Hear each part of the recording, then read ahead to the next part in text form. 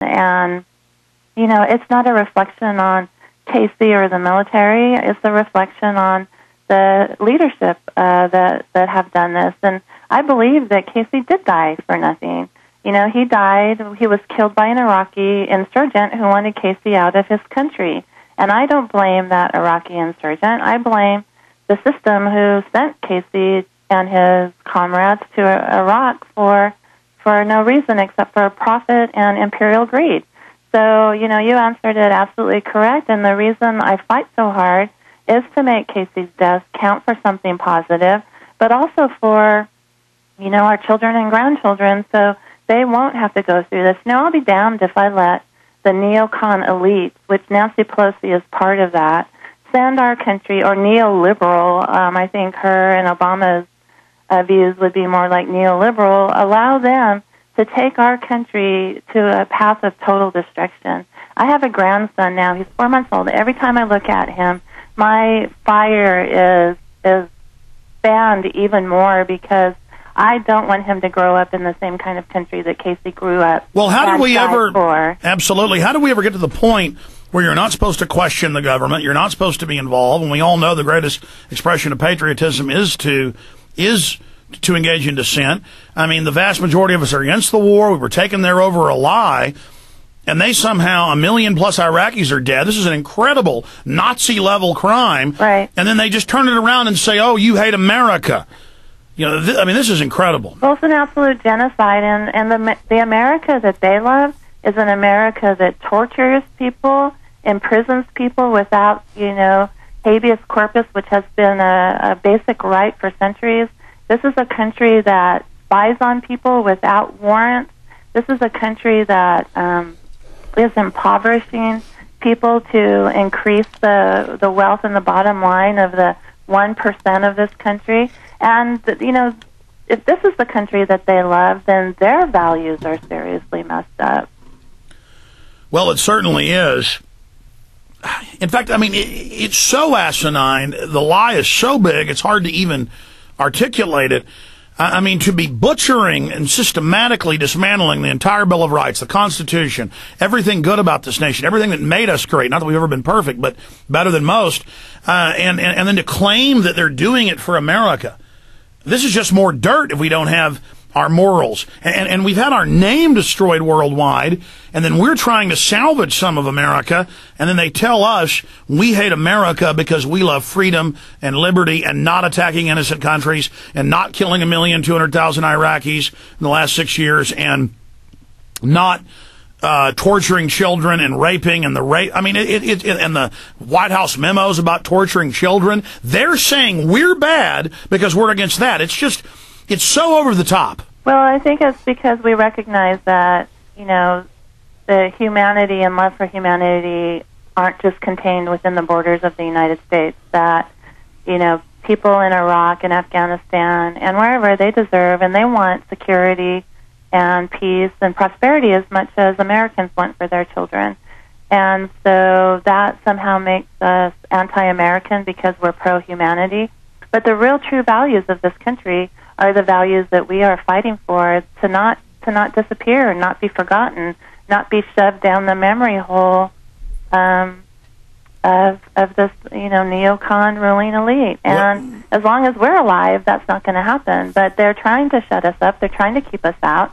And we appreciate your show and other shows that are independent from the mainstream because, you know, the mainstream media and the corporate media here are really trying to shut us out, to not allow us to present our vision because our vision is so alternative. Well, that brings me, exactly, that brings me to another issue, and I want to plug the campaign, the different ways folks can get involved. But the inventor of the Internet over in England and others are calling for basically restricting it, certifying websites, Internet to governments are, you know, the newspapers are imploding, TV ratings are plunging, alternative media is surging. And the mainstream has been discredited, and they're angry at us, the alternative. They discredited themselves, and so they're not just trying to shut you out of mainstream television and print, they're also trying to shut down and restrict the web. Can you speak to that? Well, you know, and that's really common in other countries because I travel, you know, extensively, and you have to register websites, and you have to know that if you're on the internet that there are some sites that they're going to block, and you will be but they're overt about it. In the United States we know that we're being spied on via the internet, but at least they're covert about it, and they've gone to the lengths to take away our non-biased news on the television. They've gone to great lengths to do that. There's no more fairness doctrine. Nancy Pelosi can be on all the shows everywhere, promoting her book or promoting her corporate malignant vision for America, but we can't demand equal time. And that's just something that they've been working on very hard for the past few decades. But then that's the other problem is the fairness doctrine. And I would be, for it. If they're going to have Nancy Pelosi on, you're a real candidate against her. You should be on those shows. But the point is they would then use that to shut me down and say, well, since Pelosi doesn't want to come on your show, you just can't talk bad about Pelosi, kind of like the, quote, campaign finance reform that just doubled the amount corporations can give but restrict citizens. But you're right. They are just giving her lavish coverage and really trying to shut you down. But your campaign is exploding and is surging. Tell us about that. Well, that's why it's so important for people to support us financially. If you can't come out to San Francisco to help, we are, of course, having an influx of people from all over the country here coming to help us. Just like Camp Casey, people came from everywhere to help, except for San Francisco's much nicer than Crawford, Texas. So, I invite everybody to come out.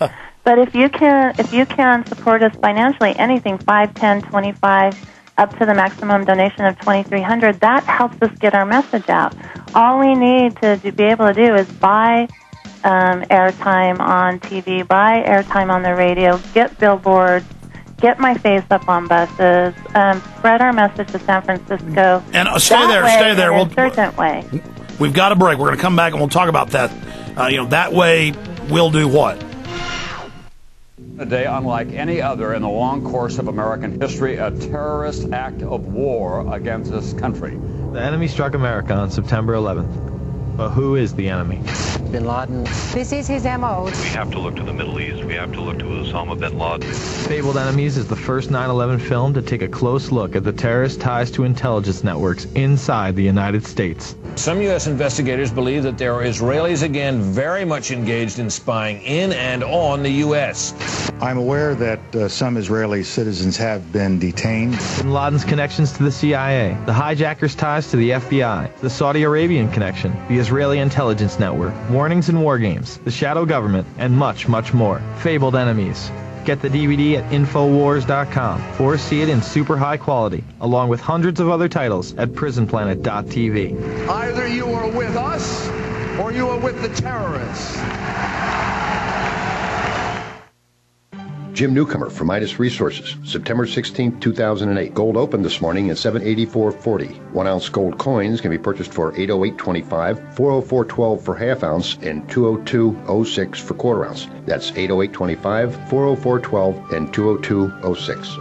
70% of China's 1 trillion reserves are in dollar, now purchasing 250,000 barrels of oil per day from Iran in euro. Japanese refiners buy 550,000 barrels, switching dollar to yen. Bad news for U.S. currency. China and Japan hold large positions in dollar. Trading equals permanent loss. Dollar's fallen to 65% of euro. Erosion accelerates. Countries despise imperialistic policy of U.S. Loss of confidence causing more selling. GAO is warning about the debt spiraling out of control. Why attack Iran? Jerome O'Corsi's Iran leads attack against the U.S. dollar document spells it out. Call 800-686-2237. The value of your hard-earned money is being destroyed in a global game of chess. Call 800-686-2237 for Corsi's report today. That's 800-686-2237.